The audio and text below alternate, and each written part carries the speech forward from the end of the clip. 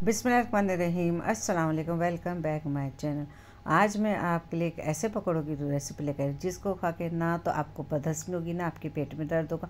और जो uric acid के पेशेंट है जो कि बेसन के पकौड़े बिल्कुल भी नहीं खा सकते वो इसको आसानी के साथ खा सकते हैं। और ये पकौड़े मैंने कम से कम तेल में फ्राई किए हैं। जी हाँ, आज मैं बना रही हूँ दाल के पकौड़े, मूंग दाल के पकौड़े, जो कि बहुत ही ज़बरदस्त और मज़ेदार होते हैं और ये हमारे पेट को ख़राब भी नहीं करते। बहुत आसान सी रेसिपी, और जो घर में हमारे मसाले होते हैं से वही मसाले इसके अंदर यूज़ किए हैं, बस मसालों को डालने का तरीका थोड़ा सा अलग होता है।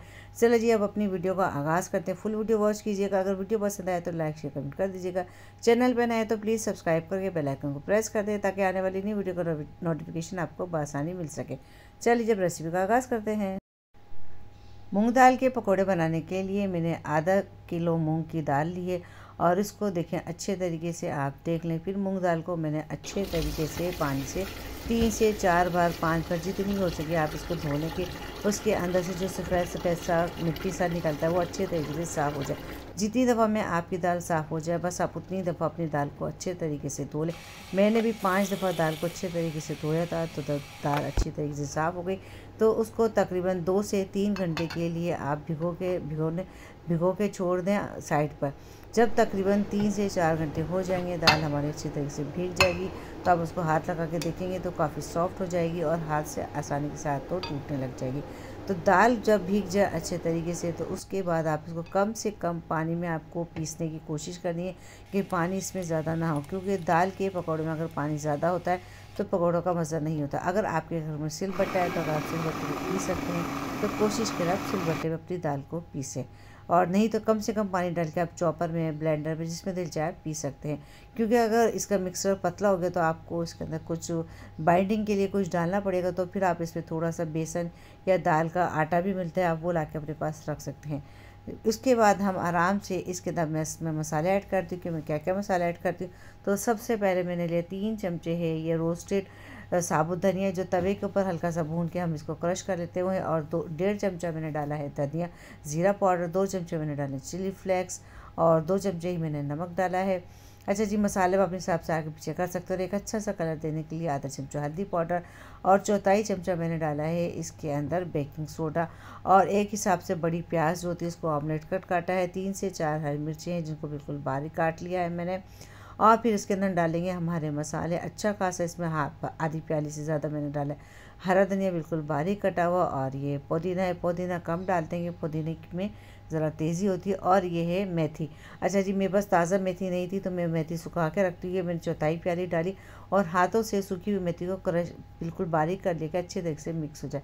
फिर सारे मसाले को हम अच्छे तरीके से मिक्स कर लेंगे। मसाला हमारा बनके रेडी हो गया है। अब मैं इसको थोड़ी देर के लिए 10 से 15 मिनट के लिए ढक के साइड पे रख दूंगी कि जितने भी हमने मसाले डाले हैं उनका अच्छे तरीके से फ्लेवर निकल जाए।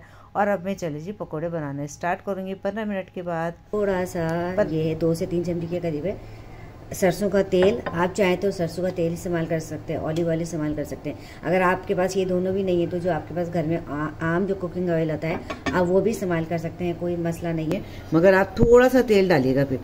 अच्छा, जब तेल गर्म हो जाए तो उसके अंदर आप इस तरीके से जो भी हमने पकोड़ों का मिक्सर बनाया था इस तरीके से हम उनको फैला देंगे।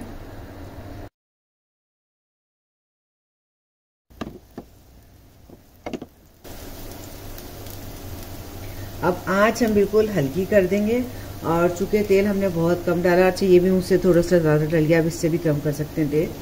तो अब हम इसके ऊपर 1 मिनट के लिए ढक्कन ढक देंगे ताकि ये अच्छे तरीके से अंदर से पक जाए। अब तकरीबन 1 मिनट हो चुका है तो हम इसका ढक्कन उतार देंगे और सारे पकोड़ों को हम पलट देंगे।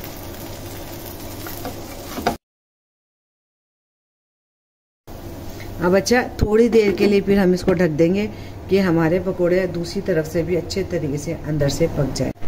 चले जी, तकरीबन 1 मिनट हो गया है। अब हम अपने पकोड़े देखते हैं। माशाल्लाह से ये देखिए तकरीबन पकोड़े हो गए, और अगर पकोड़ों में थोड़ी सी कसर हो तो आप इनको तेज़ आंच करके आराम से निकाल लें। अब मैं आपको एक पकोड़ा तोड़ के दिखा देती हूँ। ये देखिए, ये देखिए ये अंदर से पक चुके, बस थोड़े से ऊपर से लाल कलर लाना है। तो हम क्या करेंगे, आंच थोड़ी सी अब तेज़ कर देंगे ताकि पकोड़े हमारे थोड़े से क्रिस्पी हो गए। चले जी, अब हमारे पकोड़े बनके तैयार हो गए। आपको पता चल गया होगा किस तरीके से आप कम से कम तेल में भी चीज़ को फ्राई कर सकते हैं। ज़रूरी नहीं कि आप कढ़ाई भर के चढ़ा दें और फिर आप पकोड़े तलें। अच्छा जी, पकोड़े बनाने के बाद उसको टिश्यू पेपर के ऊपर डाल दें। अगर थोड़ा भी कोई भी इजाफी तेल होगा वो सारा टिश्यू पेपर अपने अंदर जब्स कर लेगा। चले जी, मज़ेदार से पकोड़े हमारे बन के रेडी हो गए। इफ्तार में चूँकि देर हो रही थी इसलिए मैंने थोड़े से पकोड़े रख के हरी चटनी के साथ सर्व कर दिए कि आप भी देख लें किस कदर ज़बरदस्त से पकोड़े बने। अच्छा जी, हरी चटनी की रेसिपी चैनल पे मौजूद है, उसका लिंक मैं आपको दे दूँगी, जाके वॉच कर लीजिएगा। अगर आपको रेसिपी पसंद आए तो लाइक शेयर कमेंट कर दीजिएगा। चैनल पर आए तो सब्सक्राइब करके बेल आइकन को प्रेस कर दें ताकि आने वाली न्यू वीडियो का नोटिफिकेशन आपको आसानी मिलेंगे। फिर मिलेंगे आपके साथ, जब तक के लिए अल्लाह हाफिज़। मुझे भी अपनी दुआ में ज़रूर याद रखा करें।